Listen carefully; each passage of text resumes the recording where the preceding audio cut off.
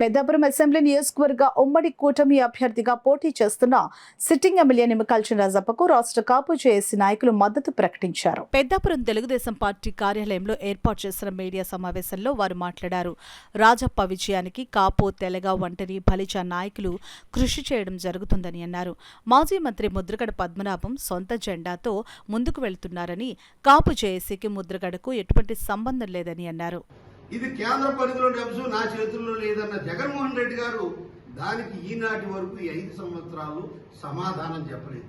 ఇక రెండో అంశం, మేము పోరాడి సాధించినటువంటి ఈడబ్ల్యూసీ రిజర్వేషన్ నువ్వు ఆ రోజున తీసేస్తానని ఎక్కడా చెప్పలేదు, నేను తొలగిస్తానని చెప్పలేదు, నేను అమలు చేయలేని చెప్పలేదు. కానీ మేము సాధించుకున్నటువంటి ఈడబ్ల్యూఎస్ రిజర్వేషన్ 5% మీరు తుంగలో తొక్కేయడం జరిగింది.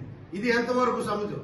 బీసీ రిజర్వేషన్ ఏమో లేదా ఈడబ్ల్యూసీ రిజర్వేషన్ కూడా నేను అమలు చేయాలని చెప్పుకుంటే ఈ జాతి ఏ రకంగా ఉన్నదో అప్పుడు ఆలోచించు.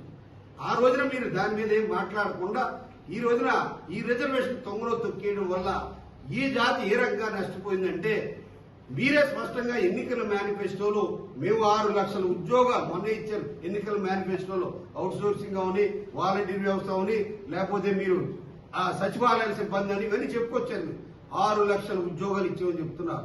ఈ 6 లక్షల ఉద్యోగాల్లో 5% చొప్పున వేసుకుంటే 30,000 ఉద్యోగాలు మా జాతి నష్టపోయింది. ఇదే కాదు, మెడిసిన్ సీట్లు కోల్పోయారు, ఇంజనీరింగ్ సీట్లు కోల్పోయారు, విద్యార్థులు నష్టపోయారు, ఉపాధి కోల్పోయారు, ఉద్యోగాలు కోల్పోయారు, విద్యార్థులు సీట్లు కోల్పోయారు. ఈ రకంగా ఈ 5 సంవత్సరాల్లో ఈ జాతికి ఎంత నష్టం చేశారో వైసీపీ నాయకులు, కాపు సమాజం ఆలోచించాలి. తంగెళ్ళ ఉదయ శ్రీనివాస్ గారు ఆయన పోటీ చేస్తున్నారు. అలాగే ఇక్కడ మనం చూసుకుంటే పెద్దాపురం కాన్స్టిట్యూన్సీ చూస్తున్నారంటే మరి రాజప్ప గారు అజాత్ శత్రువు, అభివృద్ధిని ఎలా చేయాలనేది ఎంతో అన్ని దశలో కూడా మరి పాలనా దక్షత కలిగిన నాయకుడిని ఇక్కడ ఎన్నుకోవాల్సిన అవసరం ఉంది. అలాగే మరి తుని చూస్తే మరి యనమల రామకృష్ణ గారు లాంటి ఒక గొప్ప మేధావి కుటుంబం నుంచి దివి గారు పోటీ చేస్తున్నారు ఆ సైకిల్ గుర్తు మీద. అలాగే జగ్గంపేట జ్యోతి నెహ్రూ గారు, అలాగే పత్తిపాడు సత్యప్రభ గారు, అలాగే మరి కాకినాడ టౌన్ ఉందంటే మరి వడమూడి కొండబాబు వెంకటేశ్వరరావు గారు, అలాగే రూరల్ వచ్చి నానాజీ గారు, అలాగే మరి అన్నింటికీ మించి ఏదైతే ఇవాళ భారతదేశ చరిత్రలోనే ఒక సంచలనం క్రియేట్ చేస్తున్న పిఠాపురం ఏదైతే ఉందో జనసేనాని పవన్ కళ్యాణ్ గారు పోటీ చేస్తున్నారు. వారి గుర్తులకి అటు సైకిల్ అనుసారి సైకిల్ గుర్తుకి, గ్లాస్ అనుసారి గ్లాస్ గుర్తుకి ఓటేసి గెలిపించుకున్నాం. అన్నింటికైనా ముఖ్యంగా కాకినాడ ఏంటంటే ఇవాళ రాష్ట్రంలో చాలా ముఖ్యమైన నాయకులు పోటీ చేస్తున్నారు కాబట్టి చాలా బాధ్యతగా ఎన్డీఏ పడవను గెలిపించుకోవాల్సిన బాధ్యత ఉంది. 7 అసెంబ్లీ సీట్లు, మరి పార్లమెంట్ సీట్లు కూడా గెలిపించుకోవడానికి కేవలం కాపులకు సంబంధించిన విషయం కాదు ఇది.